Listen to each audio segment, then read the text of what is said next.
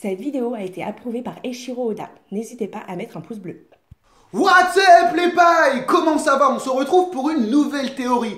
Et faut l'avouer, ça faisait un moment que j'en avais pas fait. Et là, je reviens avec une théorie qui vaut largement un 10 sur l'échelle de la what-fuckerie, celle sur Crocodile.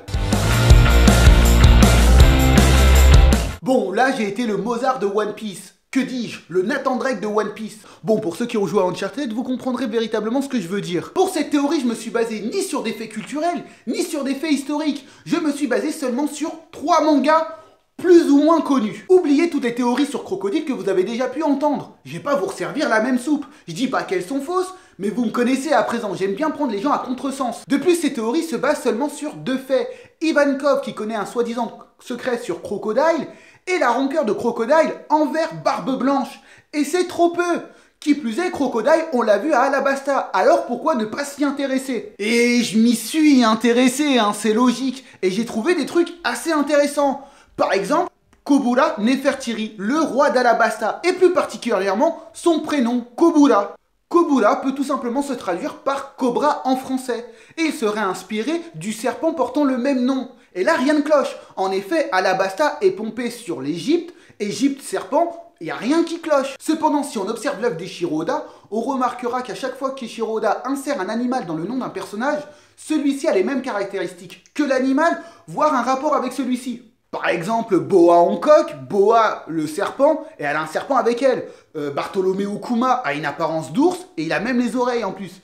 Mihawk, on voit œil de faucon, mais si on regarde Kobura, on verra que celui-ci n'a aucun lien avec le serpent. Même son palais, il n'y a aucun ornement de serpent dessus. De plus, les divinités qu'il vénère ne sont pas des serpents mais des chats. Et imaginez une seule seconde que Kobura Nefertiri ne soit pas inspiré du cobra, le serpent, mais du manga Kobura de Teresawa. Johnson, simple employé de bureau, ne rêve que d'aventure. Un jour, il se rend chez la société Dream Corps qui vend des songes et demande un rêve d'aventure artificielle. Il rêve alors qu'il est Cobra, un aventurier légendaire disparu depuis plusieurs années, et qui porte le Psychogun, une arme surpuissante à la place de son avant-bras gauche. Mais est-ce vraiment un rêve? Vous allez voir que dans le manga Kobura et dans One Piece, il y a beaucoup de similitudes. Dans le manga Kobura, il y a un arc qui est appelé les 6 héros, où Kobura sera tout simplement accompagné de 5 autres héros et devra se battre contre son ennemi juré, Crystal Boy. Crystal Boy est un personnage dont le corps est entièrement recouvert de verre. Non, pas de verre là, mais de verre comme ça. Qui plus est, Crystal Boy a une pince à la main droite. C'est sans nous rappeler notre cher ami Crocodile.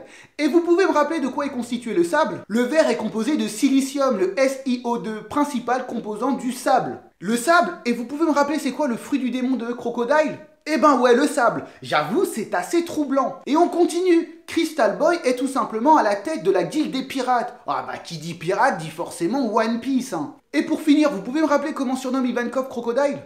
Eh ouais, Crocoboy, Crystal Boy.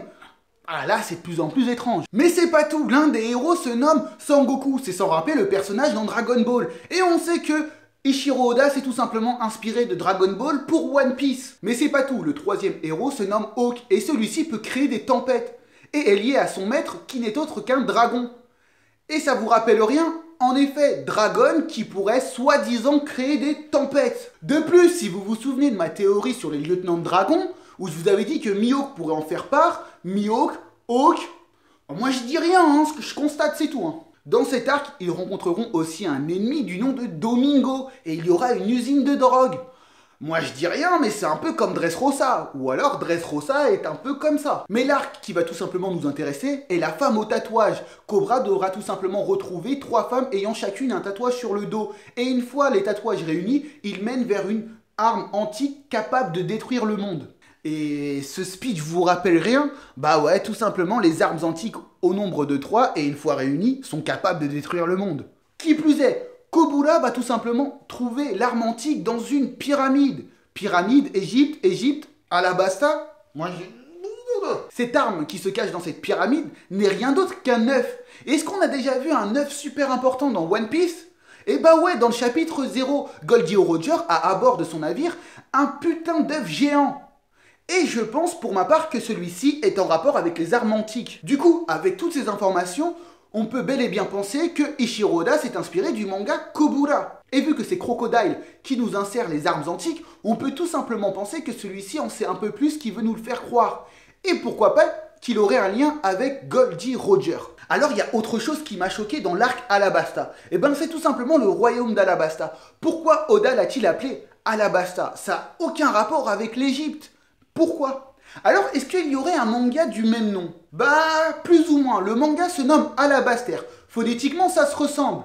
Et c'est un manga de Tezuka, le dieu du manga. Tout mangaka qui se respecte le connaissent. C'est comme si tu te lançais dans le porno et tu connaissais pas Katsuni, Estelle Desange, Alexis Texas, Lisa Anne, Hitomi Tanaka, Siri, Sacha Gray, Maria Ozawa, et j'en passe. Victime d'un lynchage, James Block, un athlète afro-américain, tue accidentellement un homme et se retrouve en prison.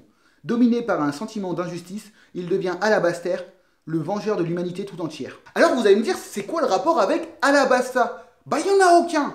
Mais avec Impel-Down, ouais il y en a un. À Impel-Down, tout le monde s'est focalisé sur la rencontre d'Ivankov et Crocodile, et ce soi-disant secret. Alors que Ivankov nous dit quelque chose de beaucoup plus important. C'est qu'il y a très longtemps, quelqu'un a utilisé son fruit du démon pour créer le niveau 5.5. Et il n'y a que 2 personnes capables de faire ça. Pika et Crocodile. Et je ne pense pas que ce soit Pika à proprement parler, car celui-ci a toujours accompagné Doflamingo depuis son enfance. Mais par contre, Crocodile, son enfance reste assez mystérieuse. De plus, Crocodile est le seul personnage, le seul prisonnier d'Impel-Down à retrouver ses affaires. Comment ça se fait? Est-ce qu'il connaissait bien cet endroit? Et pour finir, il est le seul personnage à nous décrire les gardiens de la prison d'Impel-Down, comme s'il les connaissait assez bien. C'est assez troublant quand même. Et je pense pour ma part que Crocodile est déjà allé en prison. Alors je ne sais pas s'il a été un prisonnier à proprement parler ou tout simplement un visiteur, mais je pense que c'est bel et bien lui qui a créé le niveau 5.5. Maintenant, revenons au manga Alabaster.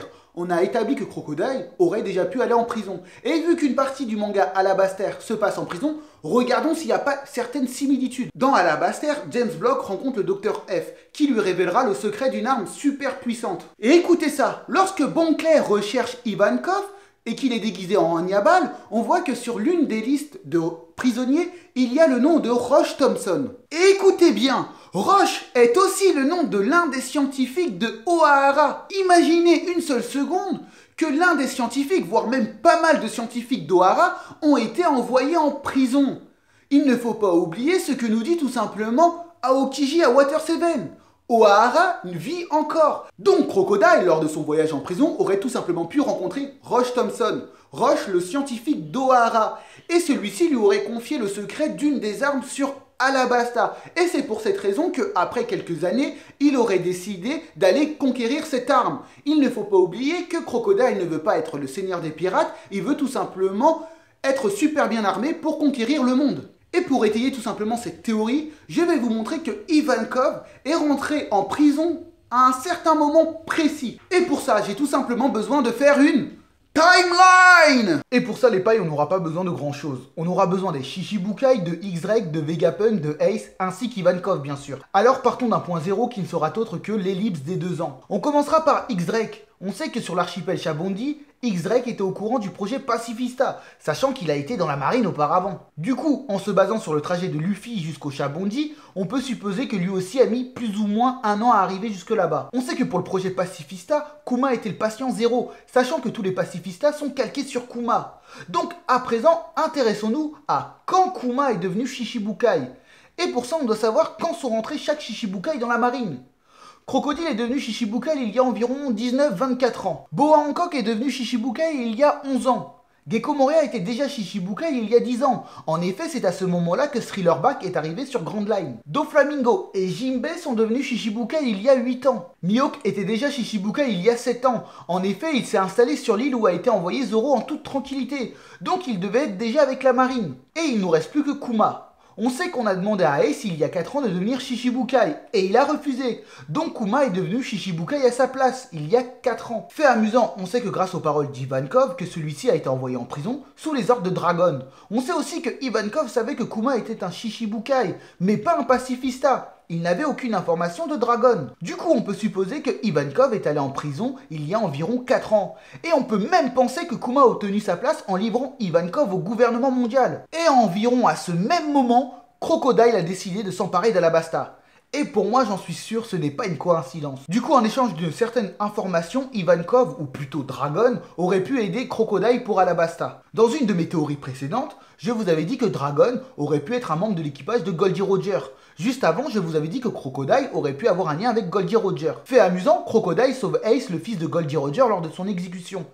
Et Luffy, le fils de Dragon. Alors, pourquoi aurait-il un lien spécial entre Crocodile, Goldie Roger et Dragon? Sans doute. Et le secret qu'il y a autour de Crocodile pour être lié à ces deux-là. Pour finir, intéressons-nous à notre troisième manga. Et pour ça, on a besoin de quelque chose d'assez constant. Et ce qui est constant dans One Piece, c'est tout simplement le nom d'un des personnages, c'est Crocodile. Ou plutôt, devrais-je dire, Sir Crocodile. Ce qu'il faut savoir, c'est que dans un certain manga, il y a plus ou moins le même nom que Sir Crocodile. Et ce personnage se fait appeler Sir Crocodile. Et c'est dans le manga Dragon Quest, la quête de Dai, ou plus communément en français, Fly. Dai, un jeune garçon de 12 ans, rêve de devenir un héros et de protéger son île où les animaux parlent. Souvenez-vous-en bien. Malheureusement, le roi du mal ressuscite grâce à l'empereur du mal et recommence à semer la terreur dans le monde. Dai est alors formé aux techniques de combat par maître Havan en vue de défaire le dieu du mal. Dai se battra aidé par ses amis Pop, Man et d'autres. Ainsi commence la quête de Dai. Donc maintenant, ça va être super compliqué vu que les noms sont quasiment les mêmes. Sir Crocodile, Sir Crocodile, Sir Crocodile, Sir Crocodile. One more time. Sir Crocodile, Sir Crocodile. Tout comme Crocodile, Sir Crocodile est l'antagoniste du manga Fly. Et il deviendra l'un des amis du héros suite au sacrifice de Pop pour le héros. Et cela vous me fait penser à rien? En effet, Sir Crocodile a fait la même chose sur Marineford. Suite au sacrifice de Ace pour Luffy, il décide de venir en aide à celui-ci. En effet, il s'oppose à Akainu et sauve Luffy par la même occasion. Ça, c'est assez troublant. Autre chose d'assez troublant, c'est que Sir Crocodile va venir en aide à Fly, qui n'est autre que le fils du chevalier dragon. Et vous pouvez me rappeler, Sir Crocodile va aider qui? En effet, Luffy, qui n'est autre que le fils de Dragon. Et là, faut dire, c'est carrément du copier-coller. Sir Crocodile est aussi le chef des bêtes sauvages. Et je vous avais dit de vous rappeler tout simplement des animaux qui parlent. Et dans One Piece, ça vous fait penser à rien? Eh bah ouais, aux Minx. Je pense pour ma part que Crocodile est en relation avec les Minx. Mais pas que. En effet, on a déjà pu voir Crocodile en présence de Minx. Dans cette double page couleur, on voit aussi que Crocodile est un samouraï et qu'il a l'emblème qui est sur Alabasta. Mais c'est aussi une partie de l'emblème du clan Kuzuki. Et du coup, je pense aussi que Crocodile pourrait tout simplement être lié au clan Kuzuki. Maintenant, on sait que Oden Kuzuki a tout simplement navigué avec Goldie Roger, mais aussi Barbe Blanche. Précédemment, je vous avais démontré qu'il y aurait pu avoir un lien entre Crocodile et Goldie Roger.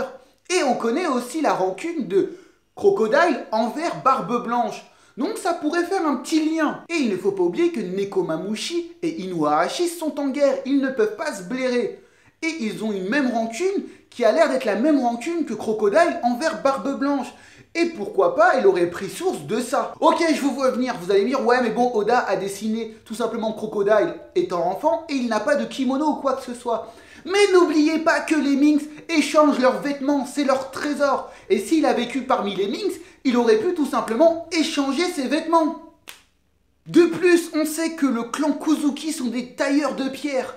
Et rien de mieux pour un tailleur de pierre que d'avoir un fruit du démon qui peut tailler la pierre. Donc pour ma part, je pense réellement que Crocodile est en lien avec les Minx, mais pourquoi pas, il est un descendant du clan Kuzuki. Et pour je ne sais quelle raison, il aurait décidé de fuir son clan.